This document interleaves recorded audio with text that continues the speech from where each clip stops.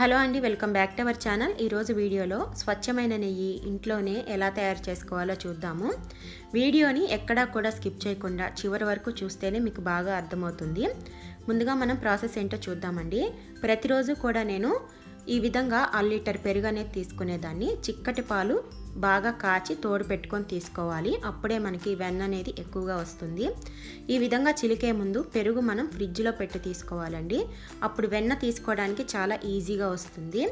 ఈ విధంగా మజ్జిగ కవంతో కానీ లేదంటే నేను చూపించే విధంగా సేమ్ ప్రాసెస్లో మిక్సీలో అయినా పట్టుకొని వెన్న తీసుకోవచ్చు. ఈ విధంగా బాగా చిలికిన తర్వాత మనం చల్లటి నీళ్ళు కొంచెం కొంచెంగా పోసుకుంటూ వెన్న అనేది తీసుకోవాలండి. ఈ విధంగా నేను ఈ ప్రాసెస్ అంతా కూడా 25 డేస్ చేశానండి.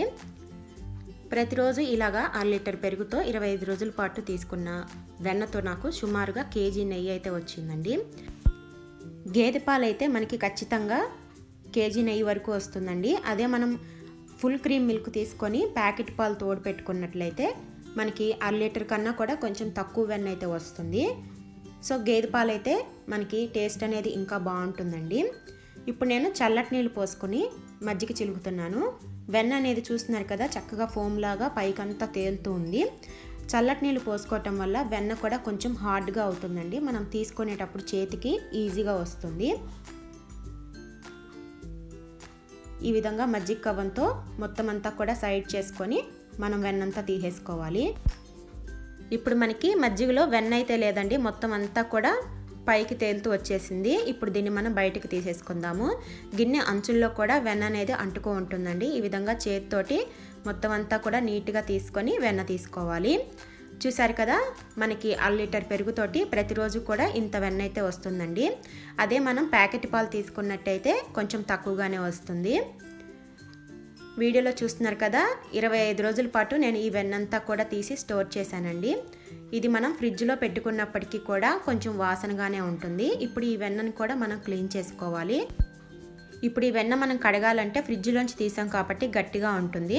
ఇది కొంచెం కరిగిన తర్వాత మనం చల్లటి నీళ్లు పోసుకొని వీడియోలో చూస్తున్నారు కదా, ఈ విధంగా చేతితోటి బాగా శుభ్రంగా కడగాలి. ఈ నీళ్లు మనం 2-3 సార్లు వంపుకొని కడగాలండి. ఇలా చేయటం వల్ల మనకి వెన్నలో కొంచెం మజ్జిగ ఏదన్నా ఉన్నా కూడా ఆ మజ్జిగ వల్లే వాసన వస్తుందండి, అదంతా కూడా పోతుంది. ఈ విధంగా బాగా 2-3 సార్లు కడిగినట్లయితే నెయ్యి మంచి సువాసనగా స్వచ్ఛమైన నెయ్యి అనేది తయారవుతుంది. ఈ విధంగా మనం క్లీన్ చేసుకుంటే వెన్న అనేది రెడీ అయిపోతుంది. చూసారు కదా, మనకి వెన్న ఎంత క్లీన్గా వచ్చిందో. ఇప్పుడు ఈ వెన్నని మనం స్టవ్ మీద పెట్టుకొని కరిగించుకోవాలి. వెన్న కరిగేంత వరకు కూడా మనం మంటని మీడియం ఫ్లేమ్లో పెట్టుకొని కరిగించుకోవాలండి. మనకి వెన్నంతా కరిగిపోయిన తర్వాత నెయ్యి మరిగేటప్పుడు మంటని లో ఫ్లేమ్లో పెట్టుకొని నెయ్యి అనేది కాసుకోవాలి.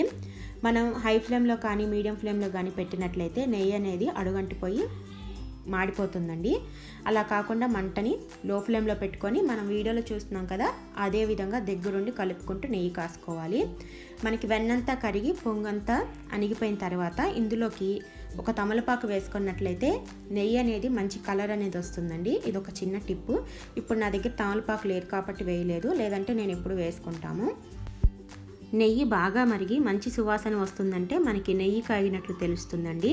అలా ఉన్నప్పుడు మనం స్టవ్ ఆపేసుకుంటే నెయ్యి రెడీ అయిపోతుంది. ఇప్పుడు నాకు నెయ్యి అయితే రెడీ అయిపోయిందండి. స్టవ్ ఆపేసుకొని పూర్తిగా చల్లారిన తర్వాత వేరొక గిన్నెలోకి వడకట్టుకొని ట్రాన్స్ఫర్ చేసుకోవాలి. చూసారు కదా, మంచి కలర్ తోటి నెయ్యి అయితే రెడీ అయిపోయింది. ఇప్పుడు దీన్ని వేరొక గిన్నెలోకి ట్రాన్స్ఫర్ చేసుకుందాము. కొంచెం కష్టపడితే చాలండి, స్వచ్ఛమైన నెయ్యి ఇంట్లోనే మన చేతులతోనే తయారు చేసుకోవచ్చు. మరి ఈ నెయ్యి వీడియో మీకు ఎలా అనిపించిందో కామెంట్ రూపంలో తెలియజేసి మరిన్ని మంచి వీడియోస్ కోసం మా ఛానల్ని సబ్స్క్రైబ్ చేసుకోవటం మర్చిపోమాకండి. Thank you.